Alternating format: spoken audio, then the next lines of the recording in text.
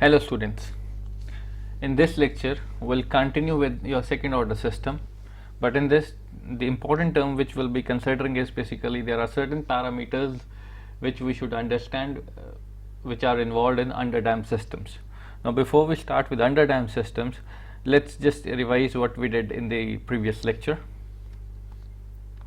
Now we started that that the second order system is having a transfer function represented by this equation, that is 1 upon tau square s square plus 2 zeta tau s plus 1. Now if I give a step input to this system, that is 1 by s to this second order system, we have three responses. Now those responses are categorized into case 1, 2 and 3. Case 1 is when zeta is less than 1, case 2 is when zeta is equal to 1, and case 3 was when zeta was greater than 1. When zeta is less than 1, the nature of the root of the quadratic equation is complex and the response becomes underdamped and oscillatory in nature. When zeta is equal to 1, the roots become real and equal, the system response is critically damped, and when zeta is greater than 1, the nature of the root are real and unequal, and the nature of response is overdamped and non-oscillatory. Now for a step input, these expressions were the responses for zeta less than 1, for zeta equal to 1, and for zeta greater than 1. Clear? Then we plotted these responses with respect to time, and the plots were something like this. Now you can clearly see for zeta less than 1, that is for 0.2, 0.4, 0.6, the dampness increases as zeta decreases to a very lower value. The dampness increases, but as zeta move towards a value of zeta equal to 1, it becomes critically damped. That is represented by this line, that is by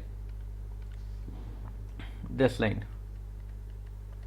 Then if zeta becomes greater than 1, it becomes more and more sluggish in nature. Clear? So that means on the critically damped, on the verge, it's just, that means there is no dampness and there is no oscillations, that is zeta equal to 1. But as zeta becomes greater than 1, there is more dampness in this, the system becomes more and more sluggish in nature, it becomes very slow in response. Whereas as we decrease zeta, so it becomes more and more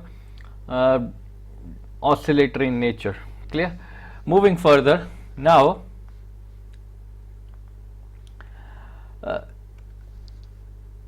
let's again write down our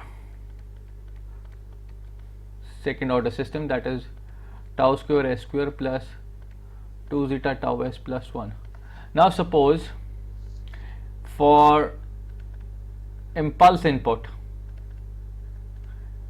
let's see the nature. For impulse input means, that means my xt is delta t, that is xs becomes 1. So if xs is 1, then ys becomes 1 upon tau square s square plus 2 zeta tau s plus 1. Clear? That means again depending upon the value of zeta, will have the response for yt.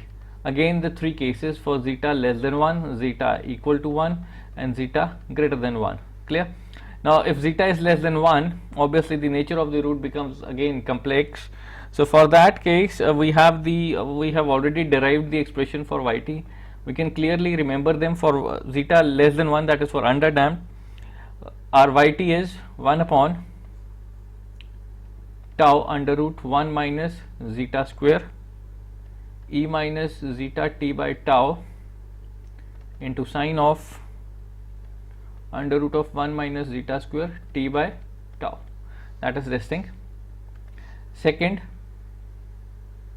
if zeta is equal to 1, that means it's a critically damped, again the system is critically damped, and then yt is represented as t by tau square e minus t by tau. And then finally if zeta is greater than 1, then the nature of the response is overdamped and non-oscillatory, then yt is e minus zeta t by tau over tau under root of zeta square minus 1 into sine hyperbolic under root of zeta square minus 1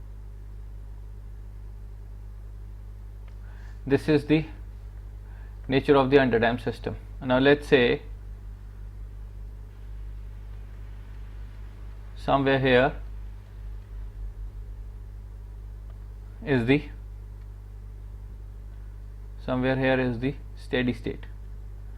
That means the system reaches the steady state somewhere here.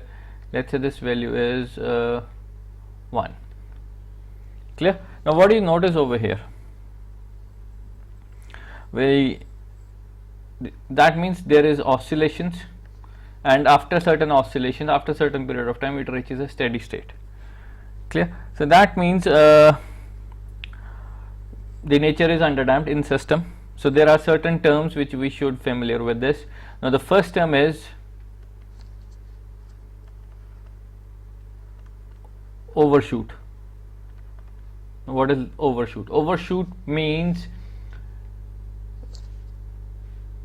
now first let's analyze what is this. This is basically the response with respect to time. As time changes, how the output changes. Clear? Now the overshoot is the nature of the output when it exceeds the steady state value. That is overshoot. Overshoot is when this response exceeds this steady state value. That means okay, before that let me plot this graph once again, because that will be you're gonna get now this will be okay. Why I've made a bit peak, because overshoot is basically how this the peak exceeds the steady state value. That is overshoot. Let's say if this is A and this value is B, then overshoot is nothing but A by B. That is, it's a measure of how much the response exceeds the ultimate value. This blue line is, you can say, a steady state value or the ultimate value, or some say final value, final output, steady state output, whatever the thing is, steady state or ultimate value. So it's how overshoot is how this response, how much the response exceeds the ultimate value for a step change. That is overshoot. It's nothing but the ratio of A by B, or we can also calculate it as exponential of minus pi zeta over under root of 1 minus zeta square. So there are two ways to find out the overshoot. From the second order system expression, we know the value of zeta, directly put the value of zeta over here and calculate the overshoot. So without plotting, you can also calculate the overshoot. Or once you have your yt for different values of t, you can plot this and then you can also calculate the overshoot from them. So overshoot is nothing but how much the output exceeds the ultimate value, or how much the response exceeds the ultimate value. The second term is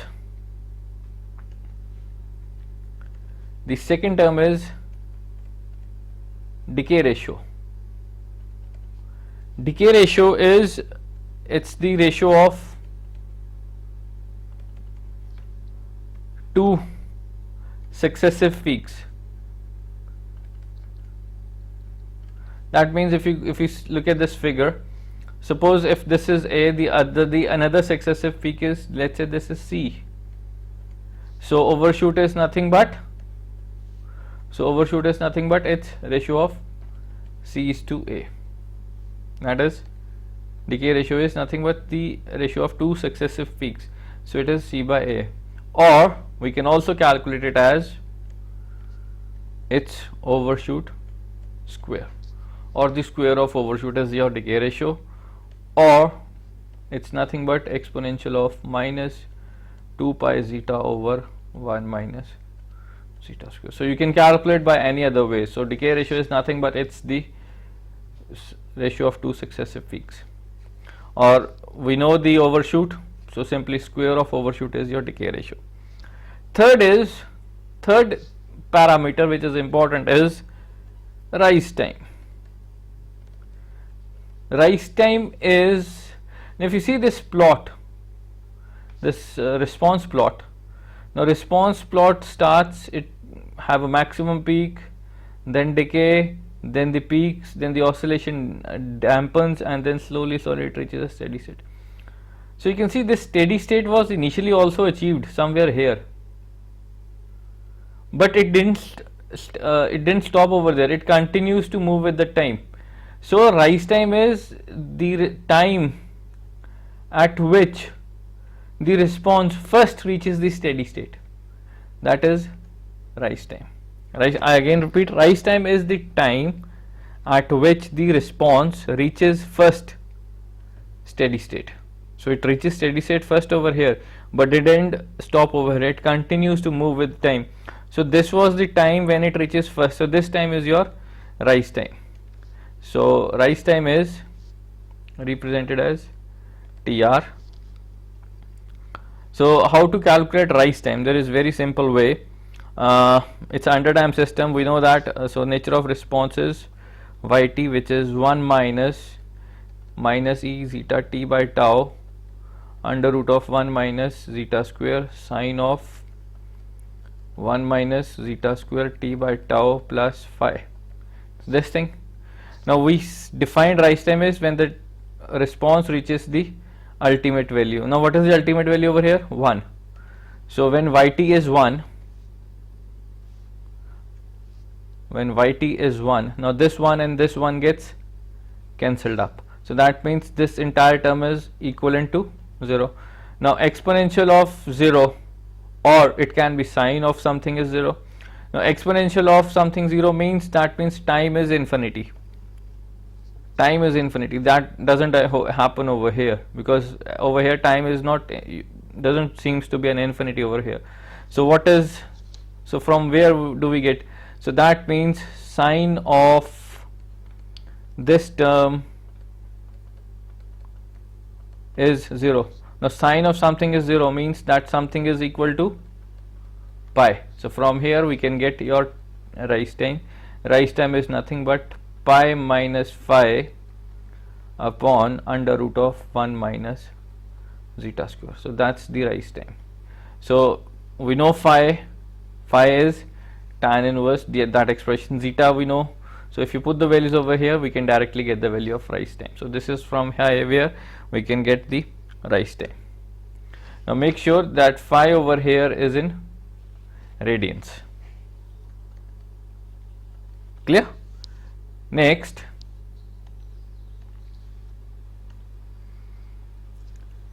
the next term is response time or settling time. Response time or settling time. It's nothing. It's a time when, it's this time when the response reaches within plus minus 5% of the ultimate value. That's the response time or settling time. The time when the response reaches plus minus 5% value of the ultimate value. That's the response time. Then there are some additional terms which you should remember. One is period of oscillation.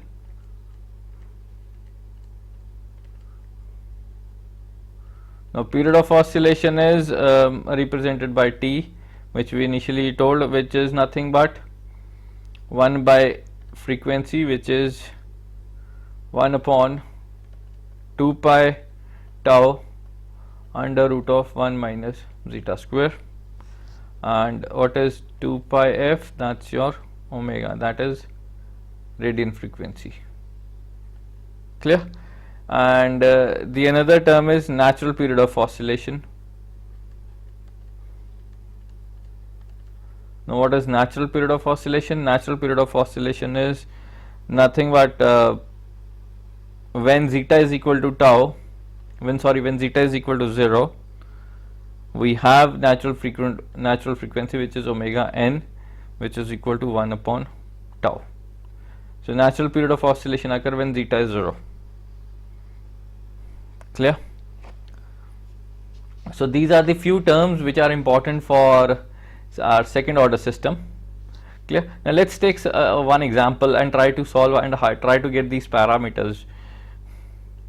Now suppose we are given a second order system, that is ys by xs is represented by this transfer function, that is 10 upon, let's say, s square plus 1.6s plus 4, something like this.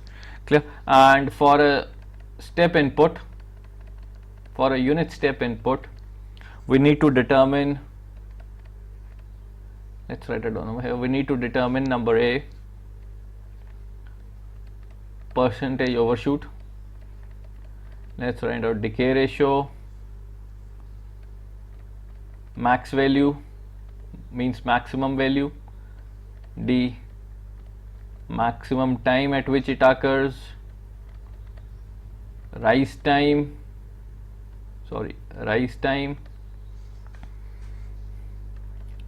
period of oscillation, many parameters you can calculate. Now what is maximum value, maximum time? You see over here in the graph, this was the point where the response is having a maximum value.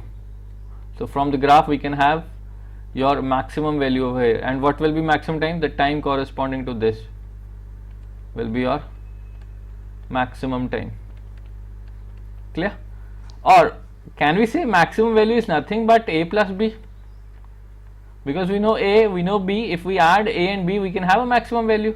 So maximum value is nothing but A plus B, and A and B we can calculate from overshoot also. Clear? So let's try to find out these parameters for the system.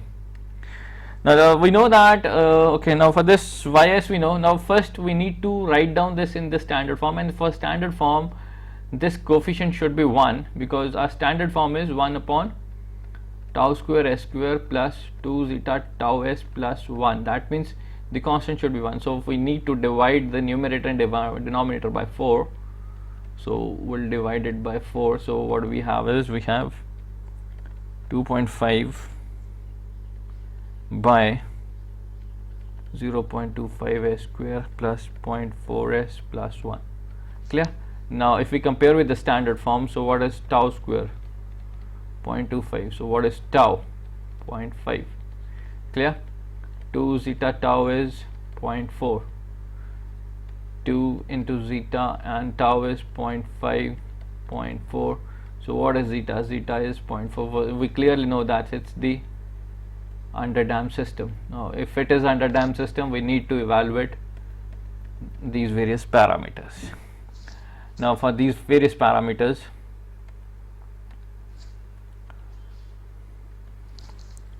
now we know zeta. So what is overshoot? Overshoot is exponential of minus pi under root of minus zeta zero. So substitute the value of 0.4 over here and get your overshoot. So overshoot comes out to be 0.254, or we can say 25.4%. So overshoot is nothing but 25.4%. That means the response exceeds the ultimate value by 25.4%. Clear? Part B, decay ratio, overshoot square. So 0.254 square, what's that? You can calculate that. So let me see here, 0.254 into square, so that is 0.0645. that's the overshoot. Part C, max value. Now maximum value. Now for this maximum value, we need to remember how to calculate the maximum value. Now for this, you can say, first of all, let's find out our response yt. Now yt is, okay, for yt, let's see the step input. Okay, make a correction now. For a step input of 4 magnitude, let's write on 4 magnitude, because that will be easy to solve. Now for a step input of 4 magnitude, so that means for yt, let me remove yt over here. Now for xs is 4 by s, and ys we already know it's 2.5 over 0.25 s square plus 0.4 s plus 1 by xs. So substitute xs is over here, so we have ys. So ys is nothing but 4 into 2.5 times of s into this term, and we know it's the underdamped system. So we can directly write the response. So that is yt is nothing but kp times 1 minus e minus zeta t by tau over under root of 1 minus zeta square sine of 1 minus zeta square t by tau plus phi, where phi is tan inverse 1 minus zeta square over zeta. We know these expressions. Now why multiply this? Because in the expression, now this term will be left over, so this is what your kp is. So finally your yt turns out to be, if you put the values of zeta, tau in this expression and kp, so it is 10 times 1 minus, after substituting that, let me plot the final value, it's 0.98 t into sine of 1.83 t plus phi, where phi is 1.16 radians. You can derive this expression, you can put the values of zeta, tau, and you can get this expression. Now we can plot for different values of t your yt. Now if you plot for different values of t your yt, time response, or we can write yt directly over here,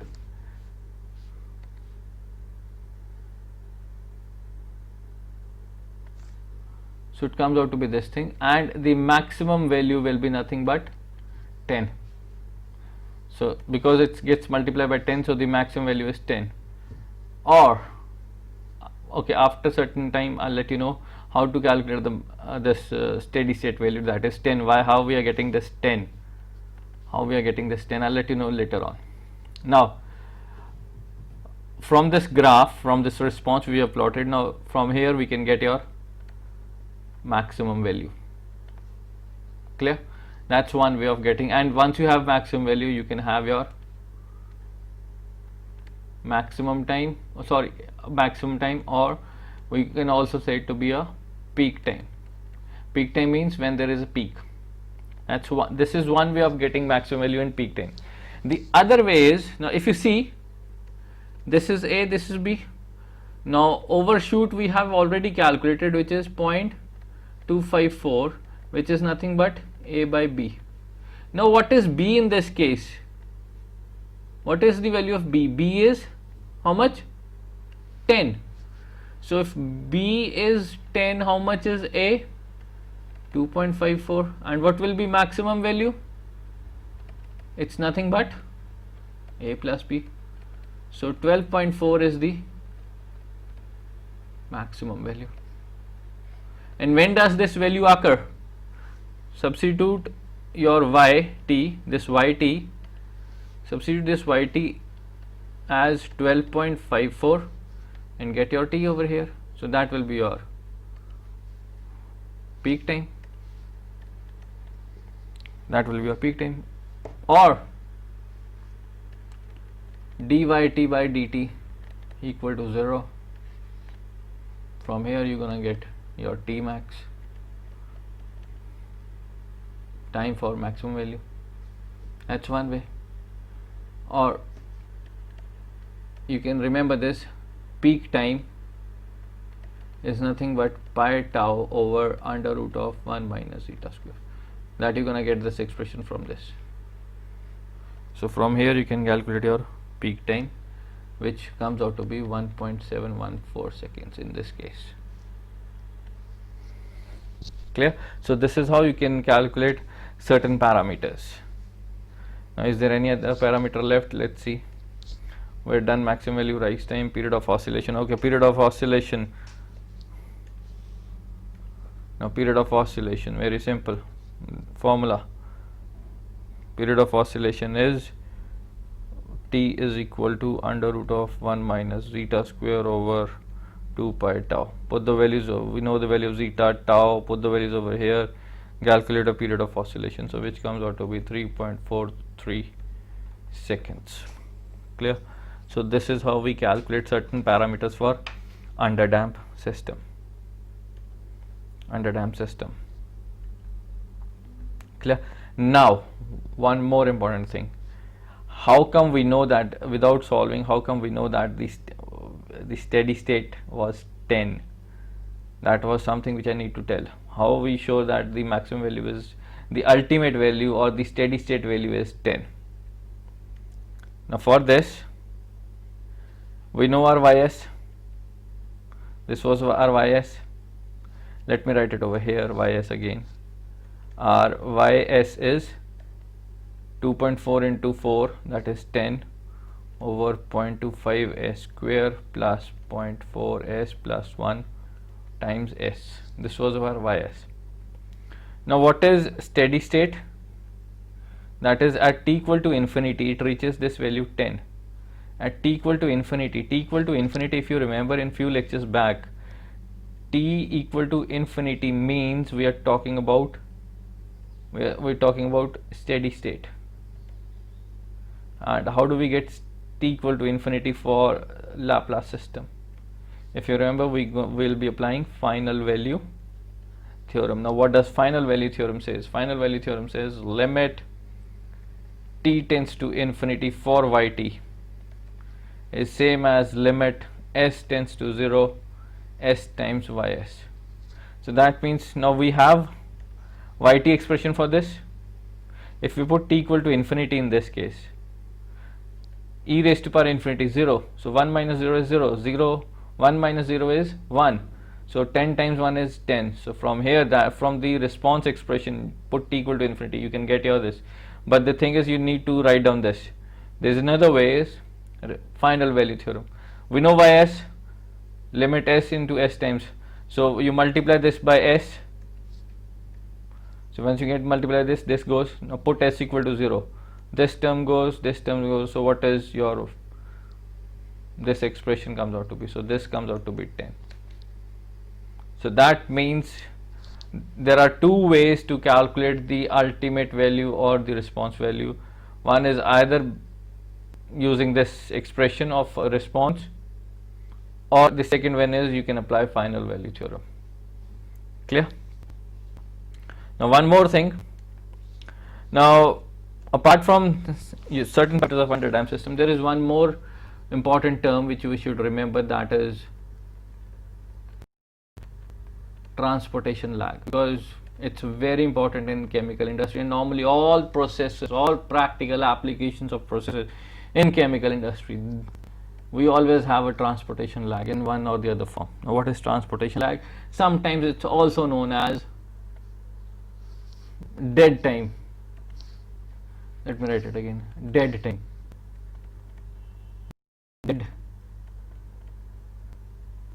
Dead time.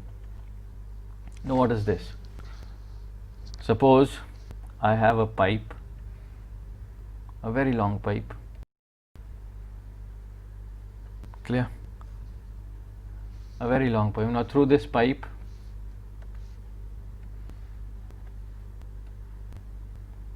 a fluid is moving, fluid is entering and it's leaving.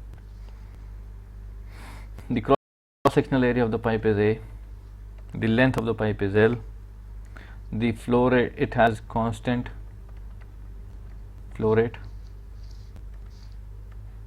it has constant flow rate, plus the density and the heat capacity of the fluid is constant. Clear? And there is negligible heat loss.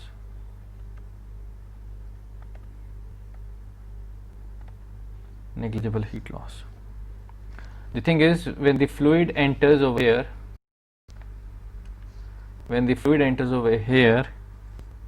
at x, its temperature varies. So we need to find out the temperature at y.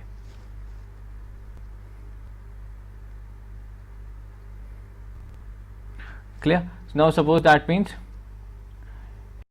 if the fluid enters at x, its temperature varies, so it will start traveling towards this time, and once it reaches out, obviously the temperature starts varying over here. So that means during this point towards this point, how much time it took to reach at the end, that is your dead time, and that is what we need to calculate. That means how much time it took, that means once the disturbance enters into the system, how much time it took to reach the output, that is dead time. Now suppose at t equal to 0, that means at steady state we had xs equal to ys. Clear? Now if any change is made at x at t over here, how much time it will take to be detected over here at the outlet. So let's say it gets detected after time tau. Now how do we calculate tau? Now what is tau? We can say tau is nothing but it's a time which we can calculate from volume of a pipe divided by volumetric flow rate. Clear? So we can calculate tau. Tau is, that means how the disturbance enter over here and it leaves over here. So how much time it took, that let's say that time is tau. And how do we calculate tau? Tau is nothing but volume of a pipe. Volume of pipe will be cross sectional area into the length, and let's say volumetric flow rate is Q. So this is nothing but the units of time, so that is tau. Now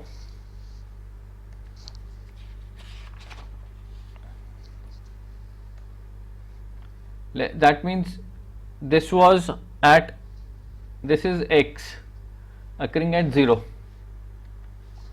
but now it got detected at y after time tau.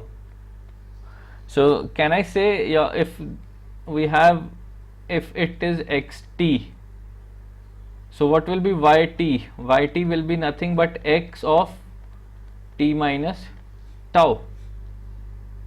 Clear? If x occurred at 0, that means at the input, if some disturbance occurred, let's say that is x, how much time it will take to reach at the end, let's say tau. So let's say that is the nature, that is tau. This is occurring after a certain period of tau. So if at t equal to 0 this thing was occurring, that is xt, after at t equal to tau yt will be occurring. Now we can say yt is nothing but x of t minus tau. So what will be ys? Ys is nothing but e minus tau s, e minus tau s, or times xs. So what will be ys upon xs? It's nothing but e minus tau s. So remember this is the transfer function for your transportation lag or for the dead time. So normally in all practical cases of chemical process, there is a lag, there is always there's a pipe flow, there's a fluid flowing through a pipe, or something is occurring in the system, and that is always defined by this lag. Now if this total length is small, if L is small, tau will be small, obviously this tau will be small. If the length of the pipe is very much long, obviously tau will be long and this factor will be long. Clear? So this is basically your dead time or a transportation lag. Now in this lecture we have winded up your second order systems. We discussed about second order system, their response behavior for step input and their response behavior for your impulse system, as well as for your second order system, for your sinusoidal systems. Then the main system which is important in our case is underdamped system. We studied the terminologies involved in second order system: overshoot, right, decay ratio, time, decay ratio, time, overshoot, maximum value, all these parameters. We solved one example. Then we discussed about transportation lag. Clear? Now in this lecture, if you have any query related to any topic, you can clearly contact me through the email ID. Thank you so much.